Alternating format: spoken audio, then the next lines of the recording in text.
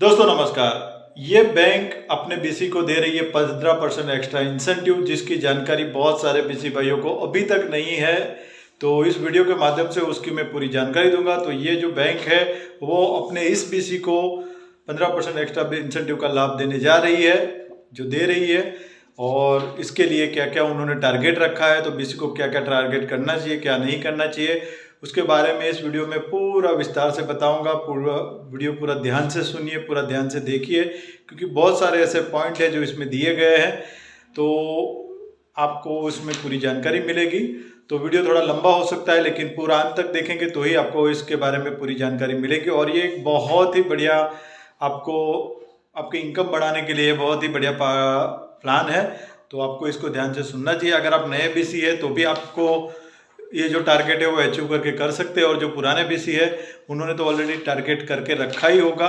सिर्फ उसको हर महीने जो टारगेट है उसको आप अचीव करना है। तो आपको कितना कितना बेनिफिट मिलेगा। आप जो काम करते हैं जैसे PMJJBY, SBY, APY, या ट्रांजेक्शन कर रहे हैं, या नए खाते खोल रहे हैं, लोन का काम कर रहे हैं, NPA रिकवरी का काम कर रहे हैं, वो तो आपका मिल ही रहा है। लेकिन एक एक्स्ट्रा इनकम हर महीने मिलेगी, और वो भी बिना कोई मेहनत किए। सिर्फ ये टारगेट जो है वही आपको अचीव करना है। बाकी कस्टमर के खातों में जो पैसा है उस पर आपको ये मिलेगा लाभ, जिसको कहा जाता है बीसीस मोबिलाइजेशन डिपॉजिट स्कीम, जिसमें आपको एक अच्छा खासा इंसेंटिव मिलेगा। तो इसको पूरा ध्यान से देखिए। तो सबसे पहले तो आप हमारे DSS यूट्यूब चैनल पे नए, अभी तक आपने हमारे चैनल को सब्सक्राइब नहीं किया तो इस चैनल को सब्सक्राइब करके बेल आइकन पे क्लिक अवश्य कर ले, ताकि बीसी रिलेटेड जो भी मैं वीडियो बनाऊँ आप तक सबसे पहले पहुंचे। तो आइए चलिए देखते हैं क्या क्या इसमें टारगेट है।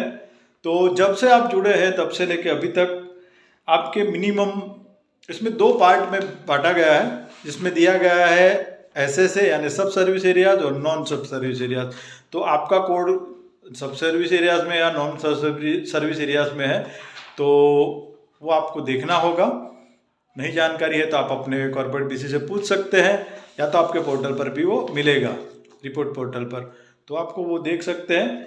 तो पहले बात करेंगे नॉन सब सर्विस एरियाज की। और सब सर्विस एरियाज की बात करें तो बहुत ही कम टारगेट है। अगर आप सर्विस एरियाज में काम कर रहे हैं, जिसका मतलब कि आप अगर रूरल में हैं, अगर रूरल बीसी है, तो आपके लिए तो बहुत ही कम टारगेट में एक अच्छा खासा इनकम प्राप्त कर सकते हैं। तो रूरल बीसीज के लिए तो बहुत ही कम टारगेट है, जो कभी भी अचीव कर सकते हैं, उसमें दिक्कत नहीं है। हाँ, सब सर्विस एरियाज में बहुत सारा थोड़ा ट्रांजेक्शन टारगेट है।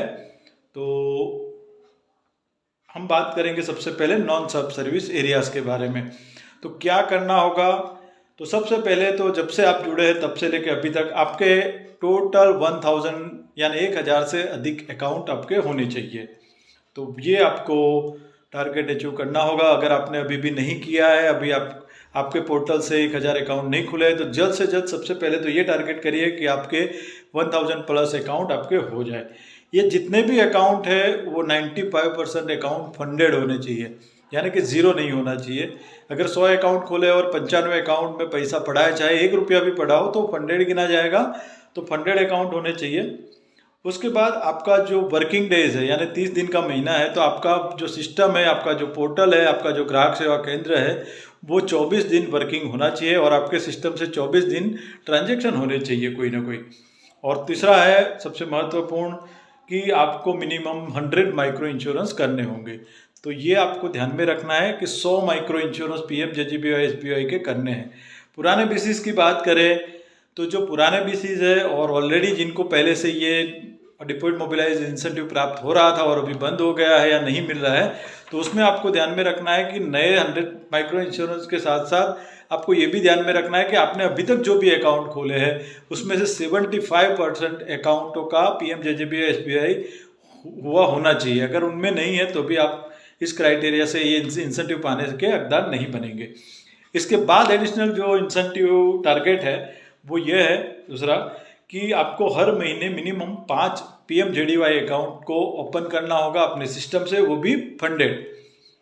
3 आपको माइक्रो इंश्योरेंस करने हैं, 3 आपको APY करने हैं अपने सिस्टम से, अटल पेंशन योजना जो कही जाती है, और 5 फाइनेंशियल ट्रांजेक्शन रुपए कार्ड, यानी कि आपके पास माइक्रो ATM होना अति आवश्यक है। तो वो उससे आपको 5 ट्रांजेक्शन करना है। अब बात करते हैं कि कितना अकाउंट का पैसा गिना जाएगा। तो मान लीजिए कि आपने 1500 अकाउंट खोले हैं तो उसमें से 95% अकाउंट फंडेड होने चाहिए, तो वो आपको ध्यान में रखना है। दूसरा कि उन सभी के खातों में, सपोज कि मैंने आपके पास खाता खुलवाया और मेरे खाते में 10 लाख रुपया जमा है, तो वो 10 लाख काउंटिंग नहीं होगा, 1 लाख रुपया ही काउंटिंग होगा। तो ऐसे मिला के सभी का बैलेंस काउंट होता है। तो मान लीजिए कि किसी के खाते में 5 लाख है, किसी के खाते में 50,000 है, किसी के खाते में 10 लाख है, किसी के खाते में 2 लाख है, किसी में 20,000 है, किसी में 500 रुपया है, तो 1 लाख तक की ही अमाउंट एक अकाउंट की काउंटिंग की जाएगी। तो वो आपको देखना है। ये जो इंसेंटिव है ये average quarterly, average weekly balance यानी कि साप्ताहिक बैलेंस पर काउंटिंग होगा, और इसका जो इंसेंटिव है वो आपको मंथली बेसिस पर मिलेगा, यानी हर महीने मिलेगा। और महत्वपूर्ण बात कि आपका जो बैलेंस है सभी खातों का मिला के, यानी 1500 अकाउंट में मान लीजिए कि आज आपका 1 करोड़ बैलेंस है, तो अगले महीने वो 1 करोड़ 2 लाख होना चाहिए, ना कि नेगेटिव होना चाहिए, ना तो 1 करोड़ होना चाहिए, यानी कि आपको 2% का इंक्रीज उसमें लाना पड़ेगा। तो ये करने के बाद आपको कितना इंसेंटिव मिलेगा उसकी बात करते हैं। तो 25 लाख तक आपको कोई इंसेंटिव नहीं है। अगर सभी खातों का मिला के आपने जितने अकाउंट खोले हैं उन सभी खातों का मिला के अगर 25 लाख रुपए बैलेंस हो रहा है तो आपको कोई इंसेंटिव नहीं मिलेगा। लेकिन 25 लाख से 40 लाख के बीच में आपको 0.50% 2500 एवरेज बैलेंस बैठता है, तो 2500 से के 7,500 एवरेज बैलेंस बैठेगा तो आपको 0.60% मिलेगा, और 7,500 से ऊपर अगर बैलेंस बैठा है तो आपको 0.70% मिलेगा। यानी ये आपको हर महीने टारगेट अचीव करते हैं तो ये आपका हर महीने का एक फिक्स इनकम बन जाएगा। अभी तक हम लोगों को ये 20, 25, 30 हज़ार रुपये हर महीने मिलता था, लेकिन ये 100 माइक्रो इंश्योरेंस और वो सब आने की वजह से ये टारगेट हर महीने अचीव होना मुश्किल हो रहा है नॉन सब सर्विस एरियाज में। अब बात करें, अगर 1 करोड़ से अधिक बैलेंस है और 2500 का एवरेज बैलेंस बैठता है सभी के खातों का मिला के, तो आपको एक 1.10% है, और 2500 से लेकर 7,500 के बीच में आपको 1.30% मिलेगा, 7,500 से लेकर ऊपर आपको 1.60% मिलेगा। तो ये आपको एक्स्ट्रा इंसेंटिव हर महीने पा सकते हैं, और हो ही जाता है अगर आपने 1,000 से ऊपर अकाउंट कर दिए है, या 2,000 है, किसी का 3,000, किसी का 4,000 अकाउंट है, तो कोई ऐसा बीसी नहीं होगा जो इन अपने द्वारा खोले गए सभी खातों का मिला के 1 करोड़ से अधिक बैलेंस ना हो। ऐसा कोई किसी भी बीसी के खातों में नहीं हो सकता है। सभी के खातों में 1 करोड़ से ऊपर की अमाउंट हो ही जाती है। अब बात करते हैं सब सर्विस एरियाज की, तो जिसमें आपको टारगेट जो है बहुत ही कम है, और आप ये तो सब सर्विस एरियाज मतलब आप रूरल के बीसी है। अगर नहीं जानकारी है तो आप अपने कॉर्पोरेट बीसी से पूछ सकते हैं कि आपका जो कोड है वो सब सर्विस एरियाज में या नॉन सब सर्विस एरियाज में है। तो सीधा सीधा आपको सिर्फ 500 अकाउंट ओपन करने हैं अपने बीसी पोर्टल से। तो ये देखिए, नॉन सब सर्विस एरियाज में आए 1000 अकाउंट थे, जबकि सब सर्विस एरियाज में 500 है। इसके बाद आपके 95% अकाउंट फंडेड होने चाहिए। 21 दिन, जहाँ पर नॉन सर्विस एरियाज में 24 दिन का था, यहाँ पर 21 दिन का आपको वर्किंग डेज होना चाहिए, आपकी सिस्टम चलनी चाहिए। 100 माइक्रो इंश्योरेंस की जगह पे आपको सिर्फ 40 माइक्रो इंश्योरेंस करने हैं। तो ये काफ़ी अच्छा खासा आपको बेनिफिट मिल जा रहा है सब सर्विस एरियाज के बेसिस को। 10 PMJDY अकाउंट के सामने आपको सिर्फ 5 करने हैं। APY अटल पेंशन योजना जो 3 करना था उसकी जगह पे आपको सिर्फ 1 करना है, और रुपए ट्रांजेक्शन जो है आपको 2 करने हैं। अब इंसेंटिव की बात करें तो सब सर्विस एरियाज के मुकाबले, नॉन सब सर्विस एरियाज के मुकाबले सब सर्विस एरियाज में टारगेट कम है और इंसेंटिव भी ज़्यादा है। तो जहाँ पर हम पहले बात करते थे 25 लाख से स्टार्ट होता था, 25 लाख तक कुछ नहीं था, यहाँ पर सीधा सीधा आपको 50% कर दिया गया, यानी 12.5 लाख से लेके आपको स्टार्ट किया गया है। यानी 12.5 लाख से आपको जो वहाँ पर 0.50 था उसकी जगह पे 0.60 है, 0.60 जहाँ पर था उसकी जगह पे आपको 0.70, और 0.70 की जगह पे 0.90, यानी कि सीधा 10-20% का आपको पॉइंट का। और जहाँ पर 1 करोड़ की बात थी उसकी जगह पर यहाँ पर आपको 50 लाख पर ही 1.10, 1.40 और 1.70।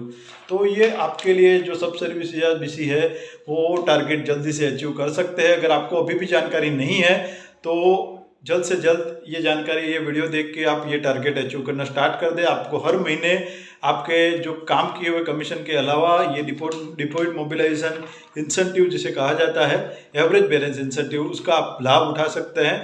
अब बात करते हैं, मैंने वीडियो की शुरुआत में आपको बात की थी कि किस बीसी को 15% एडिशनल इंसेंटिव की बात की है तो, और किस बैंक का है। तो आज आप देख लीजिए कि आप अगर वुमन हैं, अगर बीसी के तौर पे काम कर रहे हैं और महिला है आप, तो आपके लिए 15% इंसेंटिव एक्स्ट्रा मिलेगा। ये एवरेज बैलेंस में जो आपको ये जो टारगेट है उसका 15% आपको एक्स्ट्रा देने की बात कही गई है सर्कुलर के मुताबिक। और दूसरी बात, ये जो इंसेंटिव है वो बैंक ऑफ बड़ौदा के बीसी भाइयों के लिए है।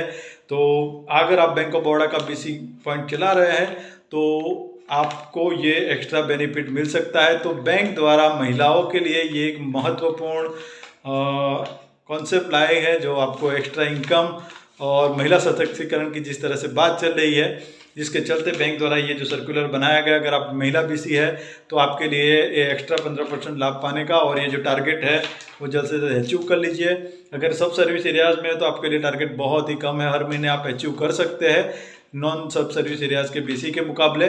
तो उसको आप जल्द से जल्द अचीव करिए और मिलते हैं नए वीडियो में। तब तक के लिए धन्यवाद। वीडियो अच्छा लगा हो तो इसको लाइक करिए, शेयर करिए, अन्य ग्रुप में भी डालिए ताकि अन्य लोगों को भी जानकारी मिले। धन्यवाद।